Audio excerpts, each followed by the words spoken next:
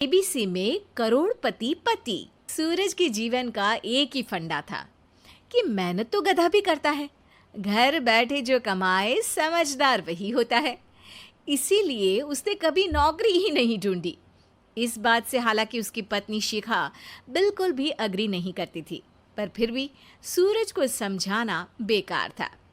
TV में कैसे बनोगे करोड़पति का ऐड देखकर उसे लगा कि बस अब तो घर बैठे ही वो करोड़पति बन सकता है, और उसके पीछे उसने अपने सारे सोर्सेस एक्टिव कर दिए। 2 हफ्ते में उसके कलीग के साले के पड़ोसी के बेटे का सोर्स निकलता है जो कि उसे शो में पहुंचा सकता है, और सूरज उससे मिलने चला जाता है। अच्छा, तो हमें मुकेश जी बता रहे थे कि आप हमें शो में पहुंचा सकते हैं। हाँ, उसमें कोई तकलीफ नहीं है। मैं कल अगर कोशिश करूँ तो इसी महीने में आपका नंबर आ जाएगा। अरे ये तो बहुत बढ़िया हो गया। अच्छा, वो सिलेबस और क्वेश्चन पेपर का कोई जुगाड़ है क्या? हैं? उसका तो कोई जुगाड़ नहीं है। तो वो वाकई में कुछ भी पूछ सकते हैं? हाँ, वो तो बच्चन जी पर है, जो पढ़ते हैं वो पूछ लेते हैं। पहली कोशिश फेल होने पर अब सूरज के सामने एक बहुत बड़ा सवाल था कि आखिर जवाब कहाँ से लाए। तब शिखा ने एक सजेशन दिया, क्यों ना सूरज अपने चचेरे भाई सुमित से मदद मांगे, जो कि यूपीएससी की तैयारी कर रहा था।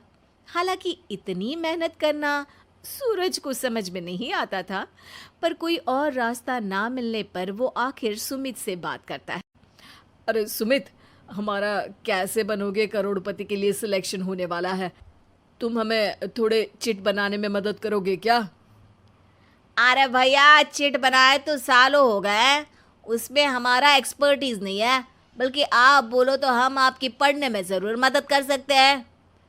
हट, कैसी अनाप शराब बातें कर रहा है तू। सूरज ने सुमित को मना तो कर दिया था, पर तैयारी करने के सिवाय कोई चारा उसे दिख भी नहीं रहा था।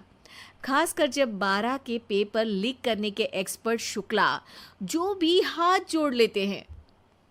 आखिर सूरज को सुमित के पास जाना ही पड़ा, और उसने सुमित और शिखा से वादा किया कि वो बहुत मेहनत करेगा। 1 महीने की तैयारी के बाद फाइनल हुआ कि शो से 1 हफ्ते पहले एक ट्रायल खेला जाएगा, जहां पर सारे रिश्तेदार ऑडियंस की जगह पर होंगे और शिखा सवाल पूछेगी। दूर दराज से भी रिश्तेदार आकर हाजिर हो गए देखने कि आखिर कैसे बनेगा सुमित करोड़पति। सब कुछ सेट था, और इतने में सूरज आकर अपना स्पीच देता है।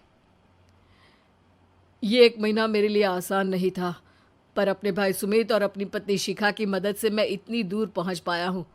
मेरे मम्मी पापा के आशीर्वाद ने भी बहुत साथ दिया है मेरा। मैं उम्मीद करता हूँ कि आज के शो में आप लोगों को बहुत मज़ा आएगा। साक्षी पहला सवाल पूछती है और पूरे कमरे में सन्नाटा छा जाता है। इंडिया में कितने स्टेट्स हैं? 3, सॉलिड, लिक्विड और गैस। अरे रुकिए, तो ऑप्शंस तो देने दीजिए। इतने में 5वीं कक्षा का चिंटू बोल उठता है। अरे क्या मामा, आप तो पहले सवाल पर ही आउट हो गए। अरे बेटा, पहला सवाल तो ट्रायल होता है ना। अरे तुम अब देखना। देखने जैसी बात तो थी ही। सूरज को इतना शांत किसी ने नहीं देखा था।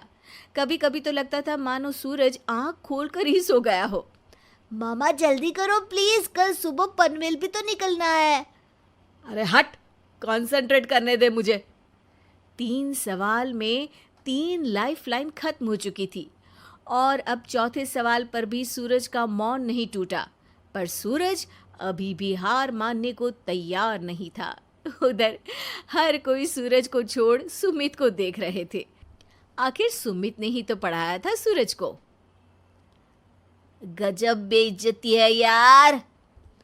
अरे बेटा, तो बाप का, दादा का, भाई का, सबका नाम बुड़वाएगा। अरे 3 लाइफलाइन ले ली तो भी तेरा कुछ नहीं होना है। अरे कोई इतनी बात करता है क्या शो पर?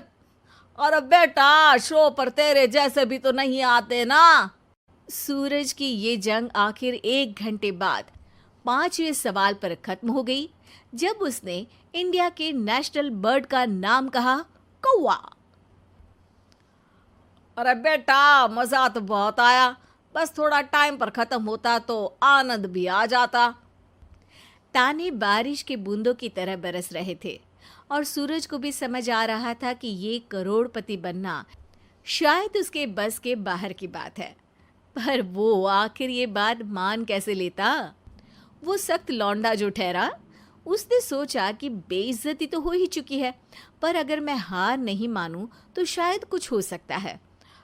शिखा, तुम देखना, असली शो में आग लगा दूंगा, आग, करोड़पति बनूंगा मैं। हाँ, सब्जियां खत्म हो गई है घर पे, ले आओ। पहले पति बन जाओ, फिर करोड़पति बनना।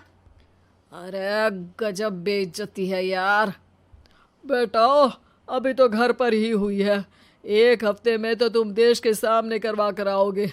वैसे जब टीवी पर जाओ ना तो बस अपने मम्मी का ही नाम लेना, ठीक है? कोई पूछे तो बोलना कि पापा नहीं है मेरे। अरे पढ़ाई की, पेपर निकलवाए, इतने सारे लोगों को खाना खिलवाया, क्या फ़र्क पड़ा? इसीलिए मैं कहता हूँ कि मेहनत तो गधा भी करता है, घर बैठे जो कमाए वही सिकंदर। लेकिन मामा, गधे भी जानते हैं कि हमारा राष्ट्रीय पक्षी मोर है।